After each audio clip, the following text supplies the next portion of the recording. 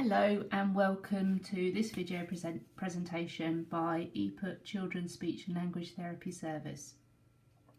This video is designed to introduce you to how to use different types of visual support for children or young people that you support. There are numerous visual support systems available, and this video will cover an introduction to just 4 of the most common ones which you might come across. And this video is designed to complement the advice and any specific demonstration of such systems by the Speech and Language Therapy Service. So I hope you enjoy it. So the first question I hear you ask is, why is visual support important? Now, there's lots of reasons why visual support is very important for children and young people with communication difficulties. So visual support is more permanent than words, so pictures hang around longer than words do, which in turn helps with a young person with language processing difficulties. Visual support prepares individuals for transitions between activities because it helps them to see what you mean as well as them hearing the words. Visual support helps individuals to be more independent because they begin to be able to navigate through activities themselves. And visual support are really helpful because you can move visual support between environments, so the environment might change but the visual support remains the same. Also, pictures can't be misinterpreted, intonation doesn't get in the way, they're non-judgmental, so they reduce overall anxiety for an individual. And most importantly, visual support is basically useful for everybody. Okay.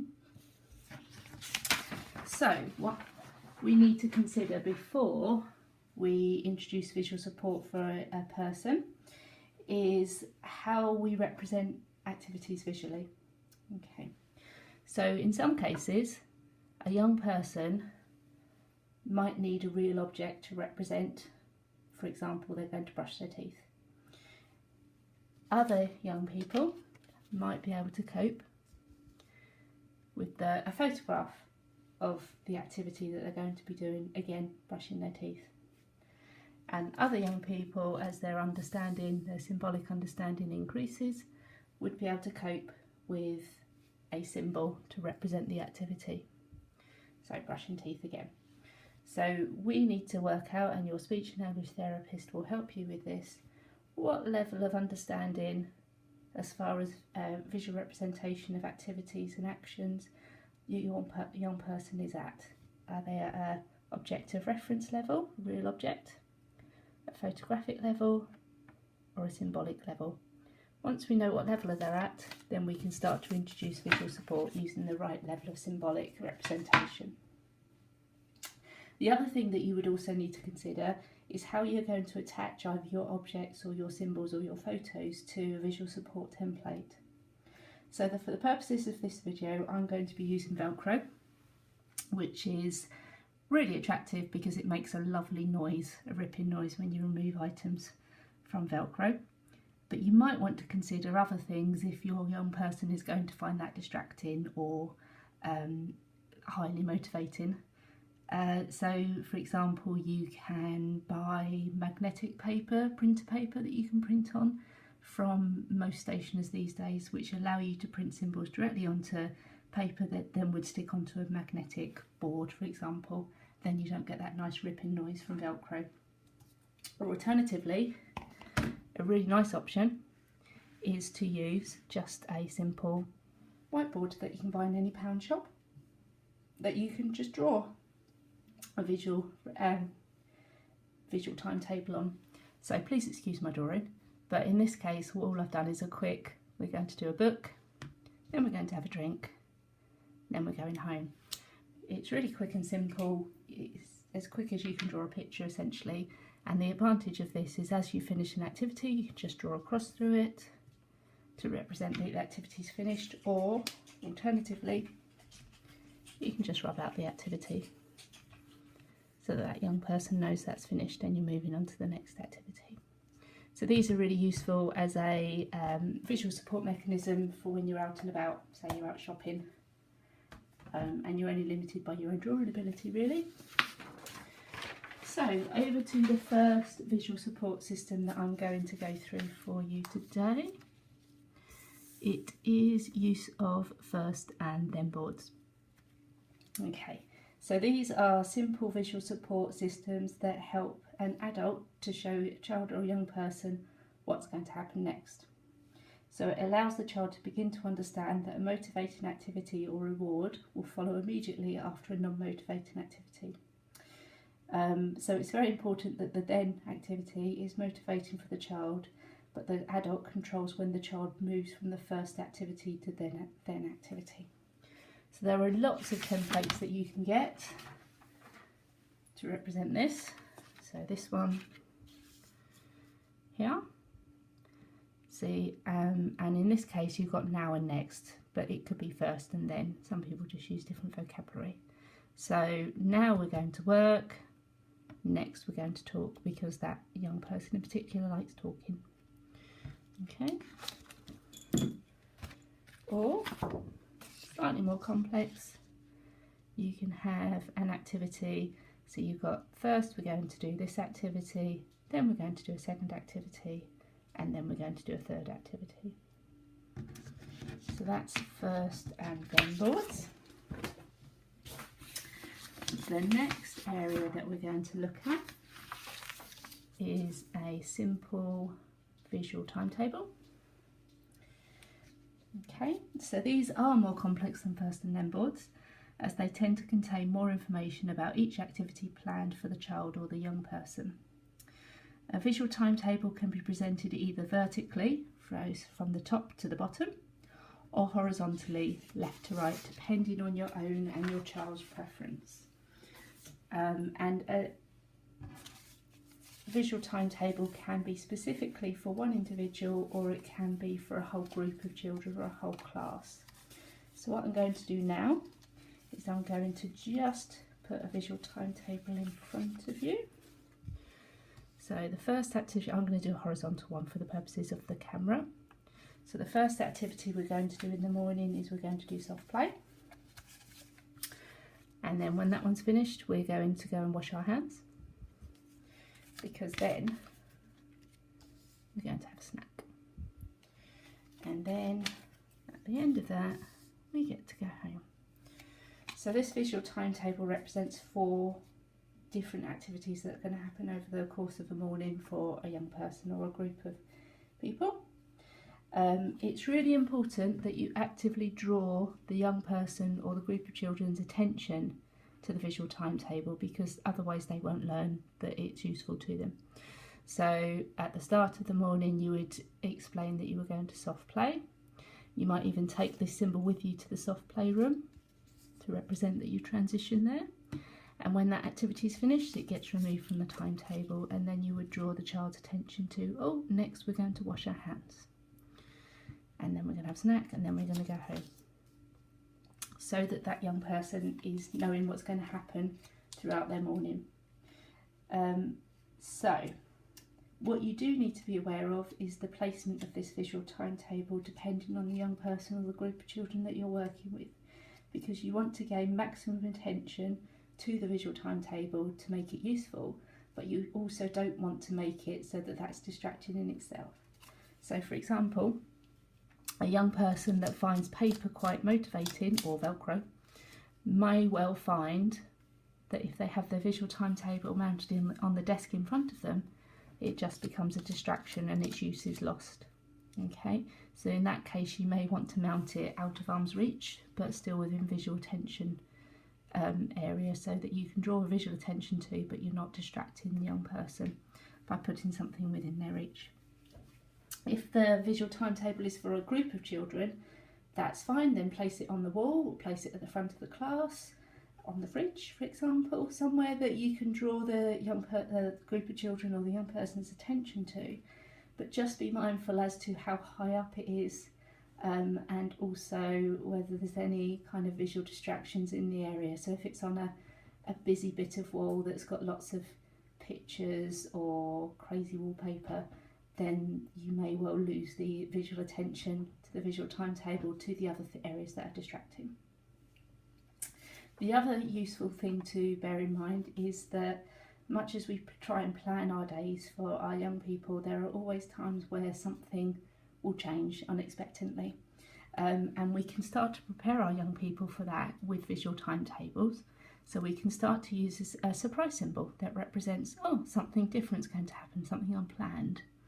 So what you can do is, as the child becomes more aware of visual timetable and the use as to warning them what's going to happen next, you can try and manufacture situations where you use your surprise symbol, and then you draw your child's attention to, oh, it's a surprise, we're going to do something different, and then whatever activity you want to represent as a surprise, so that that child learns that symbol means something different is going to happen. And then when you do have a situation, for example, I don't know, a school trip's been cancelled because of weather problems, that surprise symbol can represent the school trip's symbol on it can replace it on the visual timetable, and then you can introduce a different activity to allow that young person to cope with the change to what they're expecting to happen. So that's always useful to start to build that in, so that you build up the young person's tolerance of surprises that might come up, because it's inevitable. So the third area that we're going to look at are called working towards or reward charts. Okay, so these are more complex than a visual timetable, and they start to introduce the concept of negotiation or having to follow an adult's direction to get what you want at the end of it. It's not just telling the young person what they're going to do, it's a degree of you need to comply with something you don't like to do in order to get something that you do like to do. So there's lots of different representations of reward charts. I'm just going to show you a very simple one here. Okay, so this one has the activity that you would like the child to do at the top. So in this case, my young person really doesn't enjoy looking at books. Their attention isn't brilliant for looking at books, but it's something that we want them to be able to build their tolerance of. But they absolutely love the iPad. Who doesn't? So in this case, this young person is learning, I'm going to do the book activity, and there's 4 things that I have to do, 4 pages for example, to look at, and when I've done all of those, then I get to play on the iPad. So what you do is you take them through and you make them aware. So we look at the first page and then, oh, well done, oh, you've done your first star. So the star represents the activity that they've done.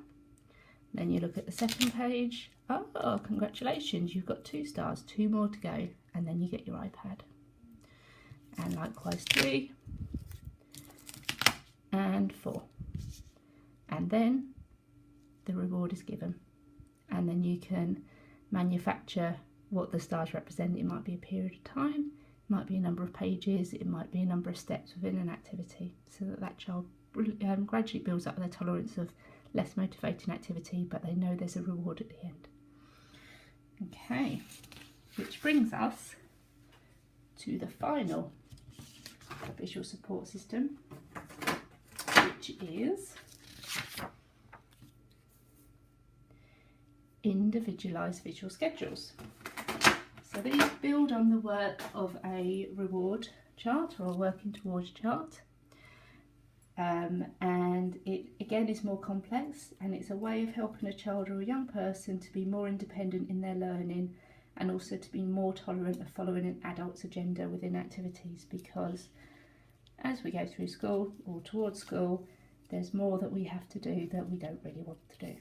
So if we have a way for a young person that doesn't quite understand that they have to do these activities to represent it visually, that helps them to be far more tolerant of it. And it's an important skill as you go through school. So the number of activities on the schedule can vary depending on the individual. So for the purposes of this video demonstration, I have this schedule here. And as you can see, there's 1, 2, 3, 4, 5 activities that are on my schedule. And you can reduce it up or you can reduce it down depending on your young person. So each activity to be completed in the sequence left to right are represented along the top, and the number of steps within that activity before you move on to the next activity of represented by stars going top to bottom. Okay. So you can have stars, you can have anything really, I just like stars.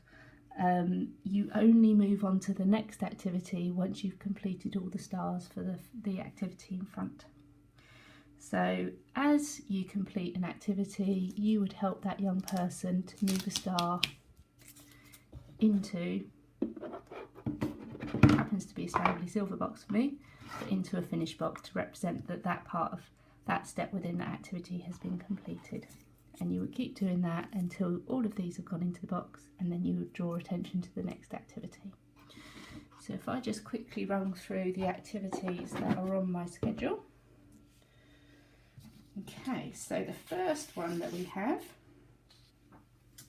is a puzzle. So the important thing to remember when you're introducing a personalised visual schedule is that the activities that you're putting on that schedule need to be as fun and as non-challenging as possible, because the active learning happening here is learning the concept of using a visual schedule and not the activities that are in that schedule. So in this case we've got a little simple form board puzzle, and my young person, I would help them to start to put the pieces back in, and after a certain number of pieces, maybe 3, I would draw their attention back to their visual schedule, and I would say, oh, you've earned a star, let's put it in your finish box.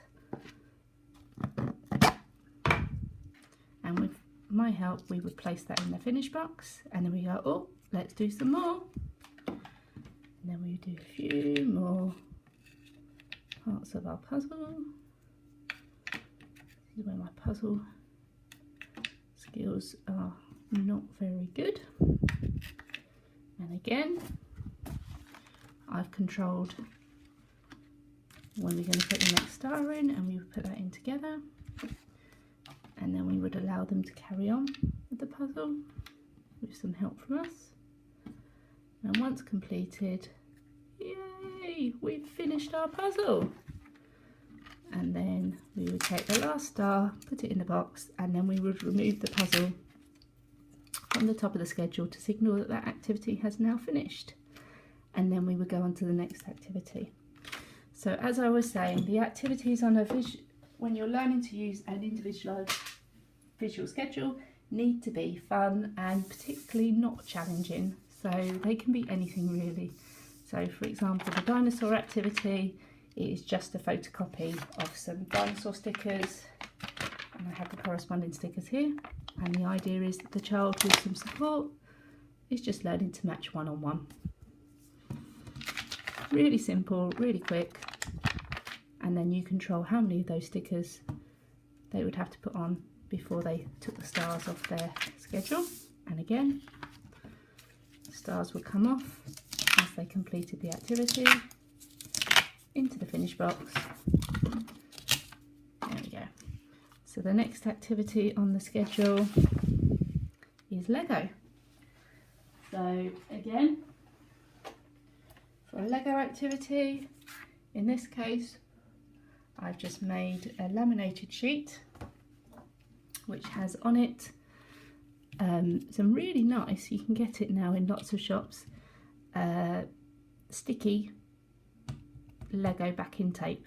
So basically this just sticks, and then you just get your Lego pieces, and with support the child would just put a piece on like so and work their way through for the yellow, the red, the green, the blue and the black, and you would take them through and remove the stars as they did a certain number. Another idea of an activity would be, you can get little glitter stickers. Stationery shops are brilliant for sorts of things like this, and again just photocopy onto a blank page and then just match a sticker to the corresponding shape. So in this case you might start to introduce vocabulary for shapes or for colours, whether that's spoken vocabulary or signs, so that you're starting to give some guidance to the child, but actually they're just placing one-on-one. And again, you just take off the stars as the child completed a certain number to represent they're finishing their activity. And as the last activity on the schedule, you need to have something that is relatively fun, because again, we are working our children hard. So in this case, we have bubbles, and you would just allow the child to either blow the bubbles themselves or to pop the bubbles that you play for them, and the stars would represent a period of time that you did that for. So it might be 30 seconds per star, a minute per star, depending on how long you want them to play bubbles. A lot of the activities I've just shown you are all two-dimensional. So in some cases, children are slightly more motivated by having something that's more tangible or three-dimensional. So here's one I made earlier. This is just a very simple, it's designed to look homemade because it is very homemade. It's just an empty cardboard box with some cut down tubes that I've just coloured in different colours, and the idea of the activity is the child just posts the relevant lollipop stick, colour lollipop stick, into the right tube. So actually, other than a little bit of colour matching which you could support the young person with, they are just putting sticks into a tube, but they're learning to follow an activity that has been asked of them by an adult rather than following their own agenda.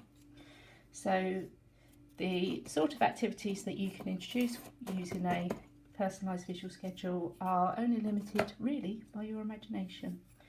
But as I said earlier, the key point is that when you're introducing a personalised visual schedule, until that young person has learnt the concept of using the schedule, the activities need to be as fun and as non-challenging as possible.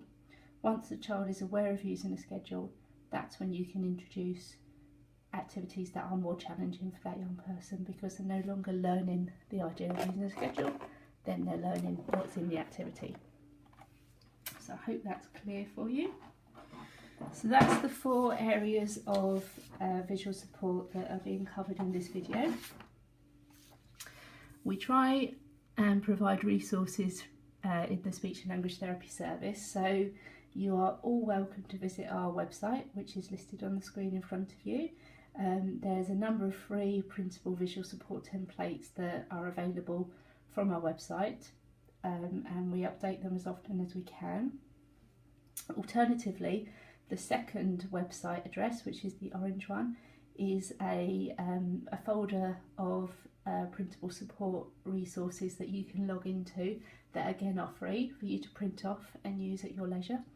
But in this case you need the username, which is listed as Visual Timetables, and the password, which is secret with a capital S. Again, they're all free to use. If you have any specific concerns or would like specific advice, it's always advisable to speak to speech and language therapy, and we'll give advice where we can, but do help yourself to the templates that are available on our website and in our Board Maker online forum. And I hope this video has been helpful, and I wish you well with using visual support with your young person. Thank you.